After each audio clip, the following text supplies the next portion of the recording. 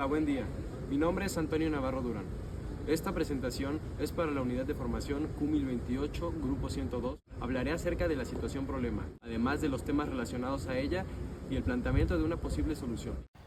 En agosto de 2014 se presentó un derrame de petróleo en el municipio de Cadereyta, en el estado mexicano de Nuevo León. Dicho incidente fue ocasionado por una toma clandestina de un oleoducto de una refinería de Pemex. El hecho provocó daños graves en el ambiente, afectando a la principal fuente hídrica de la región, el río San Juan.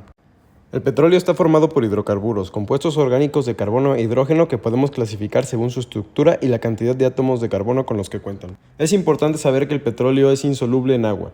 Una molécula de agua está compuesta por dos átomos de hidrógeno enlazados a un átomo central de oxígeno, el cual, al tener 6 electrones en su capa de valencia, posee al mismo tiempo 2 pares de electrones libres. Con esta información sabemos que la geometría molecular del agua es angular, debido a la repulsión que generan las nubes de electrones sobre los otros dos átomos de hidrógeno. De igual forma se observa que la geometría de sus electrones es tetraédrica. Tomando en cuenta que el oxígeno es más electronegativo que el hidrógeno, los electrones de este último son atraídos por el oxígeno, lo que genera un polo negativo en el lado del oxígeno y uno positivo del lado de los hidrógenos.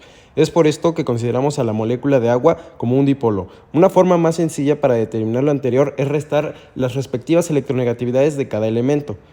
Obtenemos un valor de 1.24, que entra en la categoría de enlace covalente polar. En cambio, los hidrocarburos son moléculas no polares.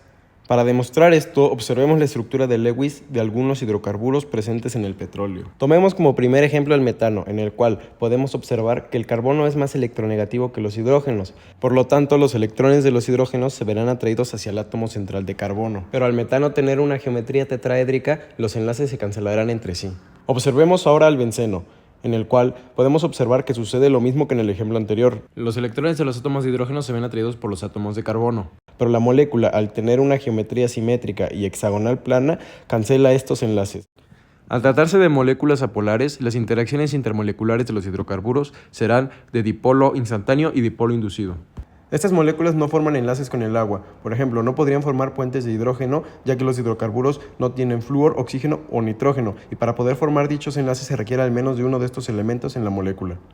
Al no formar enlaces con el agua, los hidrocarburos son insolubles en esta, por lo que estos flotarán en la superficie ya que su densidad es menor a la del agua. En caso de existir moléculas sólidas, permanecerán en el fondo. Volviendo a la situación problema, la presencia de petróleo en el río intoxica la fauna y afecta los procesos de fotosíntesis de la flora. Es por esto que es importante encontrar alguna solución a este problema. La solución propuesta en mi trabajo se basa en un dispositivo conocido como separador de hidrocarburos. Resumiendo su funcionamiento, el agua con petróleo ingresa por un conducto. Después, por la diferencia de densidades, el agua permanece al fondo y hace que el petróleo flote. Posteriormente, gracias a las bombas de agua y al skimmer de petróleo, cada uno de estos fluidos es enviado a cámaras diferentes, en las que saldrán por dos conductos distintos. Como conclusión, relativo a la situación problema, me parece de suma importancia que se respete el derecho al agua en comunidades como Cadereyta. Por ende, también es importante conocer las propiedades de los hidrocarburos, ya que al ser insolubles en agua pueden provocar severos daños en el medio ambiente.